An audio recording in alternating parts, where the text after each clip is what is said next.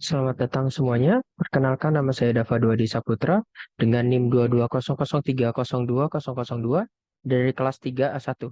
Di sini saya akan menjelaskan tentang buku kerja yang ke-10, identifikasi akses pembiayaan atau modal usaha baru. Dengan unit usaha saya coffee shop dan produk atau jasa saya adalah es kopi. Elemen yang pertama yaitu identifikasi pentingnya pembiayaan atau modal dengan batasan variabel. Alasan usaha baru perlu modal dapat mencakupi yang pertama tantangan cash flow, kemudian siklus pengembangan produk yang panjang, kemudian sumber-sumber modal personal dapat mencakupi yang pertama dana pribadi, kemudian teman dan keluarga.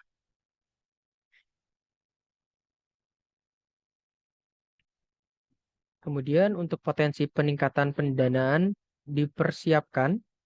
Potensi peningkatan pendanaan dapat mencakupi yang pertama adalah personal fund, kedua debt financing, ketiga creative source.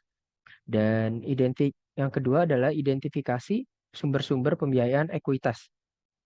Business angel mempunyai karakteristik yang pertama, mereka menginvestasikan uang mereka sendiri ke dalam proyek, biasanya lebih sedikit daripada yang diinvestasikan oleh pemodal Ventura. Kemudian mereka membuat keputusan sendiri mengenai investasi. Jenis Ventura Capital dapat mencakupi yang pertama adalah berdasarkan cara penghimpunan, yang kedua berdasarkan kepemilikan.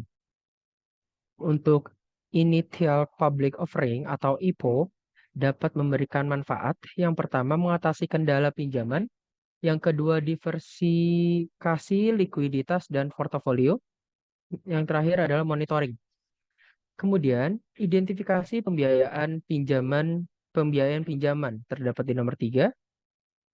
Bank komersial mempunyai karakteristik yang pertama, sentimen ini bukan ketentuan melawan bank. Hanya saja bank-bank itu beresiko buruk dan pembiayaan usaha startup adalah bisnis yang beresiko. Kemudian bank tertarik pada perusahaan yang memiliki arus kas yang kuat, leverage rendah, keuangan yang diaudit, manajemen yang baik, dan raca yang sehat. Kemudian terdapat SBA Guaranteed Loan. Memiliki karakteristik yaitu program SBA yang paling terkenal tersedia untuk usaha kecil atau KUR. Pinjaman jaminan SBA dapat digunakan untuk hampir semua tujuan bisnis yang sah. Kemudian sumber-sumber pinjaman lain tersebut terdiri dari, mohon maaf,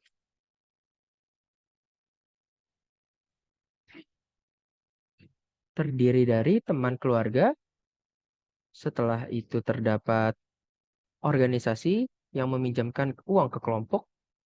Kemudian di nomor 4, identifikasi sumber-sumber kreatif pembiayaan dan modal. Leasing atau sewa memiliki karakteristik sewa merupakan perjanjian tertulis di mana pemilik properti ini mengizinkan seseorang individu atau bisnis untuk menggunakan properti tersebut dalam jangka waktu tertentu dengan imbalan dan pembayaran. Kemudian, keuntungan utama dari leasing yang memungkinkan perusahaan mengakui penggunaan aset dengan uang muka sangat sedikit atau tidak sama sekali. SBIR atau Small Business Innovation Research dan STTR, Small Business Technology Transfer, memiliki karakteristik yang pertama yaitu program ini memberikan hibah tunai kepada pengusaha yang mengerjakan proyek di area tertentu. Kemudian SBIR adalah program 3 fase, yang berarti bahwa perusahaan yang memenuhi syarat memiliki potensi untuk menerima lebih dari satu hibah untuk mendanai proposal tertentu. Kemudian kita lanjut ke buku kerja yang ke-11. Buku kerja 11 ini identifikasi dan evaluasi peluang pemasaran. Unit usahanya kita menggunakan unit usaha yang sama. Produk dan jasanya adalah es kopi. Langkah-langkah yang harus dilakukan yang pertama adalah identifikasi peluang pemasaran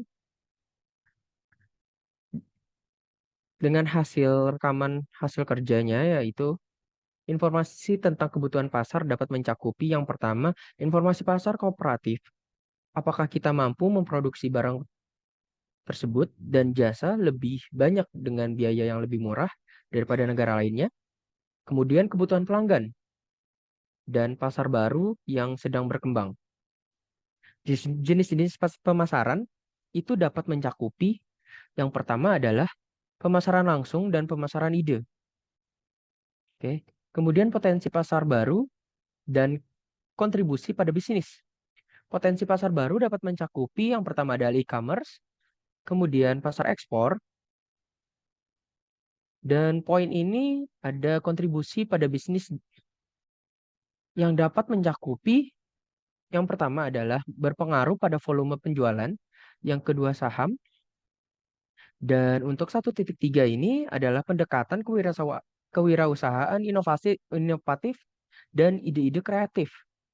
Pendekatan kewirausahaan ini dapat mencakupi yang pertama yaitu functional approach atau penjualan, pembelian, pengangkutan, penyimpanan, pembelanjaan, penanggungan risiko, standarisasi, pengumpulan informasi pasar. Dan yang kedua adalah commodity approaches, melibatkan studi tentang bagaimana barang-barang sesuai dengan kebutuhan penggunaan. Oke. Yang kedua adalah investigasi peluang pemasaran. Peluang pemasaran dapat mencakupi yang pertama adalah penetrasi pasar, menjual lebih banyak kepada pelanggan yang ada, meningkatkan pangsa pasar dalam segmen yang ada, membuat orang membeli jasa pengembangan bisnis di setiap memulai usaha, pengembangan produk, dijual kepada pelanggan dengan mengubah FAB. Apa itu FAB? Features, Advance, and Benefit. Dari produk mengubah model atau menambah ukuran baru. Kemudian 2.2, hasil evaluasi peluang dapat mencakupi yang pertama adalah fleksibilitas, yang kedua daya tahan bahan baku, yang ketiga keamanan produk. Keamanan produk tidak menimbulkan bahaya pada kondisi operasional normal. Kemudian kemudahan dan biaya pemeliharaan yang rendah. Pada 2.3, kelayakan finansial. Kelayakan finansial ini dapat mencakupi yang pertama faktor eksternal dan manfaat. Pada 2.4, strategi pesaing. Strategi pesaing ini dapat mencakupi pemotongan harga, periklanan ekstensif, penjualan 2 untuk 1, dan untuk 2.5 ini adalah ranking peluang pemasaran dapat mencakupi yang pertama adalah top ranking topik, kemudian seasonal topik. Pada evaluasi perubahan yang diperlukan untuk operasi bisnis saat ini, yang pertama adalah perubahan yang diperlukan itu dapat mencakupi infrastruktur, teknologi pemasaran, dan kepatuhan dan risiko.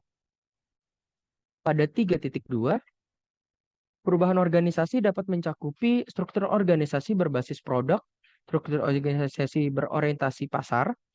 Kemudian pada 3.3, perkiraan kebutuhan sumber daya. Perkiraan sumber daya ini diantara lainnya seperti staf tambahan, biaya distribusi, biaya produksi, biaya promosi. Kemudian ada 3.4, komunikasi kelayakan. Yang pertama jajaran direktur, staf sumber daya manusia, manajer, dan staf produksi. Oke.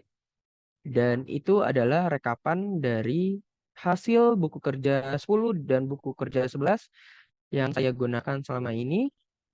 Kurang lebihnya mohon maaf. Terima kasih. Salam excellent.